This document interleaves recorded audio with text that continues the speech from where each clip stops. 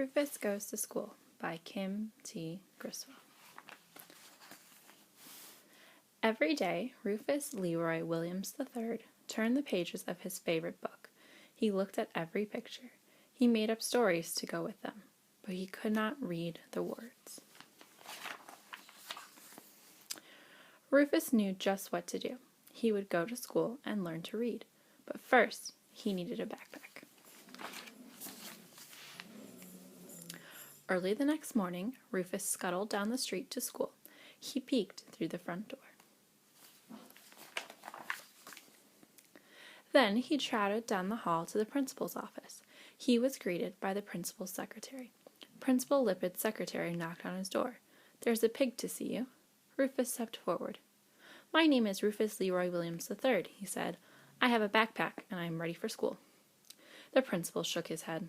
"No pigs in school." "Why not?" asked Rufus. "Because pigs track mud in the halls," said Principal Lippitt. "They turn their drawings into airplanes. They play leapfrog in class, and they start food fights in the cafeteria." Rufus frowned. "But I have a backpack." "Makes no difference," said Principal Lippitt, and he showed Rufus to the door. Rufus Leroy Williams III really wanted to go to school, and he knew just what he needed: a lunchbox. Right before lunchtime, the secretary poked her head into Principal Lippitt's office. "The pig is back," she whispered. "My name is Rufus Leroy Williams III, he said. "I have a backpack and a lunchbox. I am ready for school." The principal folded his arms. "No pigs in school." "Why not?" asked Rufus. "Because pigs knock over the block towers," said Principal Lippitt, "and they hide under the teacher's desk. Pigs draw stick figures on the chalkboard," he waggled his finger at Rufus, "and they chase their classmates during recess." "But I have a backpack and a lunchbox," Rufus frowned. "Makes no difference," said Principal Lippitt, and he waved Rufus out the door. Rufus Leroy Williams III really wanted to go to school, and he knew just what he needed: a blanket. During nap time, the secretary opened Principal Lippitt's door. "Sir?" Rufus Leroy Williams III rushed past her. "I have a backpack, a lunchbox, and a blanket, and now I'm really ready for school." The principal sighed. "I told you, no pigs." "Wait," said Rufus. "I will never blow bubbles in my milk or finger paint my classmates. I will not stand on my head during nap time or leave nose prints on the windows, and I will come to school every day."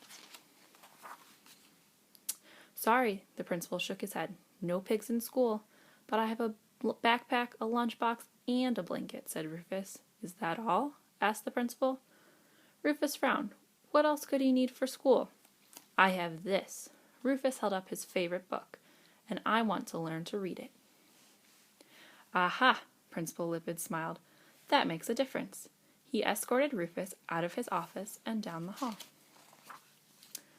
"This is Rufus Leroy Williams III, Principal Lippitt announced as they entered a classroom, "and he will be joining your class." "Hooray!" shouted the boys and girls. Rufus Leroy Williams III put away his backpack, his lunchbox, his blanket, and his favorite book. He was ready for school. Rufus loved learning the ABCs, especially the letter P. He loved learning the 1, 2, 3s. He loved lunchtime and nap time. But Rufus loved story time most of all.